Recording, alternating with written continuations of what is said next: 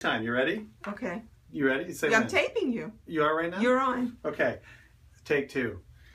If I were to sever the nerve that comes out of the spinal cord and goes to the lungs, what would happen? I want you to answer me. Go ahead and answer me. Well, would the lungs stop working or not? If you severed the nerve connection, the neurological connection. Putting it that way, it should, yeah. Okay. Is this a sick spine or a healthy spine? Would anybody dispute that somebody who has a spine like this would have either a hard time living or not be well? Would you agree? Well, I don't know. Some people bend like that, like in the Cirque du Soleil. They actually hit their head to their pelvis and walk around like that all the time? No, but in Cirque du Soleil, they bend. Well, let's say your spine was just molded this way while you walked around That the would earth. be a problem. Would you be sick or well? Very sick. Okay, how about if it was like this? Would you be sick or well? Sick. How about if it was like this? Would you be sick or well? Not too great. So what you're telling me is if you have 100% nerve block to an organ, that organ would be in trouble. But if you're telling me if the spine is only a little bit out of a place and just pinching that nerve 5 or 10%, that the organ's 100% healthy? Or would you say it's probably dying more slowly? Well, if I had to say something, I'd say probably dying more slowly. So would you rather have 100% nerve flow to that organ, or 90%, or 0%? What would you choose? Well, 100%. So 100% makes sense that would be healthier than 100%, right? 100% flow is better than 0% flow. But you would argue that 5% flow is okay?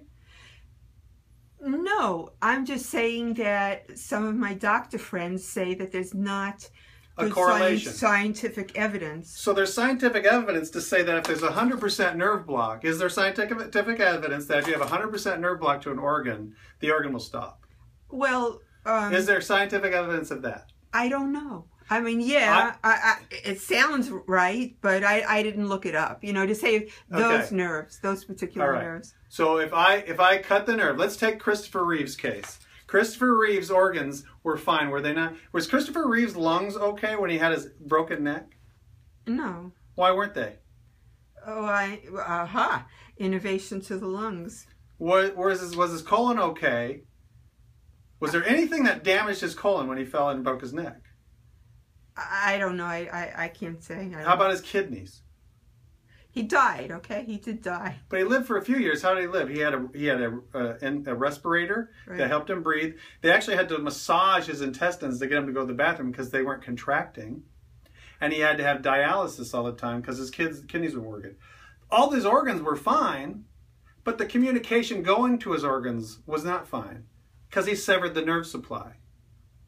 Does that explain that the organs can be not the cause of the problem, but the spine can be? In Christopher Reeve's case, he broke his neck, but his lungs, his intestines, and all his organs were affected. Yeah, from breaking his neck. That makes sense to me. I don't know what my doctor friends are going to say, but it's certainly... But does that make a strong argument for the spine being related to organ function?